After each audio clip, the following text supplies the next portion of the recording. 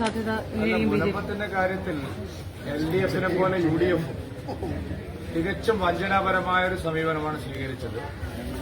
മുനമ്പം നിവാസികളെ വഞ്ചിക്കുന്ന സമീപനമാണ് പ്രതിപക്ഷ നേതാവ് VD സതീശൻ ചെയ്തത്.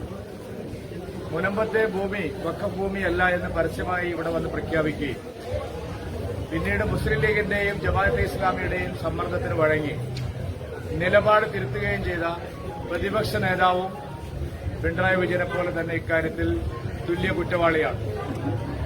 ഈ വിഷയത്തിൽ LDF-ഉം UDF-ഉം വഞ്ചനാപരമായ സമീപനമാണ് സ്വീകരിച്ചത്. UDF-ന്റെ ഒരു MP പാർലമെന്റിൽ വഖഫ് ഭേദഗതിക്ക് അനുകൂലമായിട്ട് കൈയുയർത്തുമെന്ന് പറഞ്ഞപ്പോൾ VD സതീശനും സംഘവും ചേർന്ന് അദ്ദേഹത്തെ ഭീഷണിപ്പെടുത്തുന്നതാണ് നമ്മൾ കണ്ടത്. അദ്ദേഹം നിലപാട് മാറ്റി. അതുകൊണ്ട് ഞങ്ങളുടെ നിലപാട് ഈ കാര്യത്തിൽ വളരെ വ്യക്തമാണ്. വഖഫ് നിയമ പരിഷ്കാരത്തിന് അനുകൂലമായി കേരളത്തിലെ 27 LDF, UDF അംഗങ്ങളും കൈയുയർത്തണം.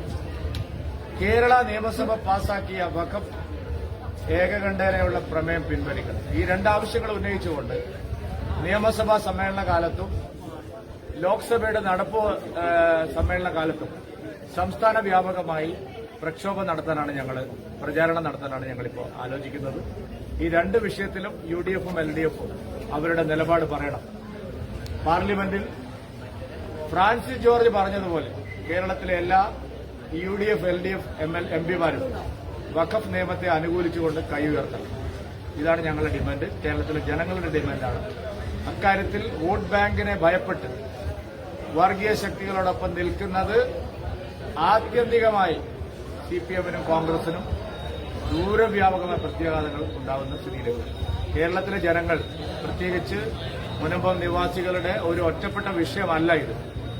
വഖഫ് ഇപ്പോൾ നടത്തിക്കൊണ്ടിരിക്കുന്ന അനധികൃതമായിട്ടുള്ള അമിതാധികാര പ്രയോഗങ്ങൾ, അതിനെ സംഘടിതമായിട്ട് ഞങ്ങൾ ചേർത്ത് തോൽപ്പിക്കണം. അതിനു വേണ്ടി വന്നാൽ ഒരു വിമോചന സമരത്തിന് തന്നെ ഇറങ്ങാനും ഞങ്ങൾക്ക് മടിയില്ല. ഇവിടുത്തെ എല്ലാവരെയും സംഘടിപ്പിച്ചു. കാരണം വഖഫ് ബോർഡും മുസ്ലിം ലീഗും ജമാഅത്തെ ഇസ്ലാമിയും വിചാരിക്കുന്നിടത്ത് കാര്യങ്ങൾ നടത്താം എന്നുള്ള കേരളത്തിലെ രാഷ്ട്രീയ പാർട്ടികളുടെ നിലപാട് ഇത്തവണ അതിനെ ഞങ്ങൾ അടിച്ചു തകർക്കും. ഒരു സംശയവുമില്ല. ലീഗും ജമാഅത്തെ ഇസ്ലാമിയും വഖഫ് ബോർഡും പറയുന്നിടത്ത് കാര്യങ്ങൾ എത്തിക്കാം എന്നാണ് VD സതീശനും പിണറായി വിജയനും ആഗ്രഹിക്കുന്നതെങ്കിൽ അതിനെതിരായിട്ട് തെരുവിൽ പോരാടിയിട്ടാണെങ്കിൽ പോലും, രക്തം ചിന്തിയിട്ടാണെങ്കിൽ പോലും ഞങ്ങൾ അതിനെ ചേർത്ത് തോൽപ്പിക്കുന്ന കാര്യത്തിൽ സംശയമില്ല.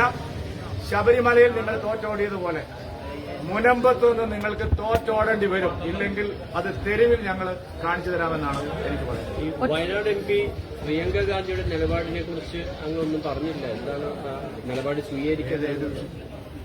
ഈ വഖഫ് അവർക്ക് എന്താ നിലപാട്? അവരെല്ലാം ഇതിന്റെ കൂടെയല്ലേ. അവര് കോൺഗ്രസും CPM-ഉം പരസ്യമായി വഖഫ് ബോർഡിന്റെ കൂടെയാണ്. പിന്നെ സോണിയാഗാന്ധിക്കും പ്രിയങ്ക ഗാന്ധിക്കും പ്രത്യേക നിലപാടൊന്നുമില്ലല്ലോ. അവരാരാണ് ഇക്കാര്യത്തിൽ വിശ്വസിക്കുന്നത്?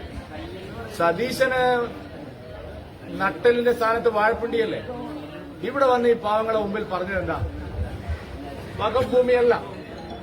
ഇപ്പൊ സതീശൻ നട്ടൽ അവിടെ ഉണ്ടോ അതല്ല വാഴപ്പിണ്ടി വെച്ചിട്ടാണോ നടക്കുന്നത്? സതീശ ഇതിനേക്കാളും നല്ലത് ഒരു കഷ്ണം കയറെടുത്തിട്ട് കെട്ടിത്തൂങ്ങി ചാവുന്നതല്ലേ.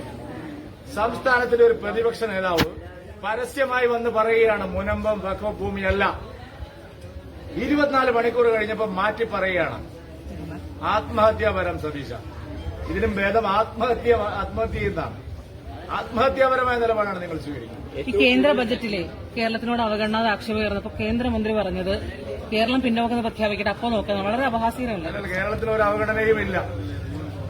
നടന്നത് കേന്ദ്ര ബജറ്റാണ്, കേരള ബജറ്റല്ല. പക്ഷെ എങ്കിൽ പോലും കേരളം പ്രതീക്ഷിച്ച പല പദ്ധതികളുണ്ടായിരുന്നു. അതിന് ഞാൻ മറുപടി പറയുന്നില്ല. ചോദ്യം നിങ്ങൾ പറയും, കേരളത്തിന് എന്തെല്ലാം കിട്ടിയത്? എന്താ കിട്ടിയത്? കേന്ദ്രം അനുവദിച്ച എല്ലാ പദ്ധതികളുടെ ആനുകൂല്യം കേരളത്തിൽ എന്താ എന്താണെന്ന് നിങ്ങൾ പറയും. കിട്ടാത്ത ഒരു കാര്യം പറഞ്ഞു. വേറെ ഒരു കാര്യം കിട്ടാത്ത പറയും. നിങ്ങൾ പറയും. ഞാൻ ചർച്ച ചെയ്യാം. കിട്ടാത്ത ഒരു കാര്യം നിങ്ങൾ പറയും. നിങ്ങൾ പറയും വയനാട് പാക്കേജ് പറഞ്ഞില്ല. ഒന്നാമത് നിങ്ങൾ കുറെ കാലം ഡൽഹിയിൽ ഉണ്ടായിരുന്നല്ലോ താങ്കൾ. ഇതൊക്കെ ബഡ്ജറ്റിൽ വിളമ്പുന്നതാണോ? വിഡ്ഢിത്തങ്ങൾ നിങ്ങൾ പറയരുത്. നിങ്ങൾ കഴിഞ്ഞ 11 വർഷമായി ബജറ്റ് അവതരിപ്പിക്കുന്നത് കണ്ടിട്ടുള്ള അനുഭവസ്ഥരായിട്ടുള്ള മാധ്യമപ്രവർത്തകർ, അരുണിനെ പോലെ ആൾക്കാർ ഇങ്ങനെ വർഷങ്ങളായി പ്രതീക്ഷിക്കുന്ന പലതുണ്ട്. എയിംസ് ഉണ്ട്, കൊച്ചി മെട്രോയ്ക്ക് സഹായങ്ങളുണ്ട്. സഹോദരി, ഇതൊന്നും ബജറ്റിൽ എന്താണ് വേണ്ടത്? നിങ്ങൾ അറിയാത്ത കാര്യങ്ങളാണ്. ഞാൻ ഇവിടെ വിദ്യാഭ്യാസത്തിന് എന്റെ ചോദ്യം, കഴിഞ്ഞ 10 വർഷം മുമ്പ് വിദ്യാഭ്യാസത്തിനും ഉന്നത വിദ്യാഭ്യാസത്തിനും എത്ര കിട്ടി? ഇപ്പൊ എത്ര കിട്ടി? കഴിഞ്ഞ 10 വർഷം മുമ്പ് UPA ഭരണകാലത്ത് ടാക്സ് ഷെയർ എത്ര കിട്ടി? ഇപ്പൊ എത്ര കിട്ടി? പറയട്ടെ. നിങ്ങൾ അങ്ങനെ വിളമ്പി പോലെ. കഴിഞ്ഞ 10 വർഷത്തിന് മുമ്പ് തൊഴിലുറപ്പ് പദ്ധതിക്ക് എത്ര കിട്ടി? ഇപ്പൊ എത്ര കിട്ടി? എല്ലാം കണക്ക് വെച്ച് ഞങ്ങൾ പറയാം. നിങ്ങളെ CPM-ന് വേണ്ടിയിട്ട് കോൺഗ്രസിന് വേണ്ടിയിട്ടുള്ള ഈ രാഷ്ട്രീയം അവസാനിപ്പിക്കണം. ഇന്നലെ 2 പ്രധാന പത്രങ്ങൾ ഞാൻ നോക്കി. സുധാകരൻ മുതലുള്ള എല്ലാവരുടെയും പ്രതികരണം, BJPയുടെ ഒരു പ്രതികരണം.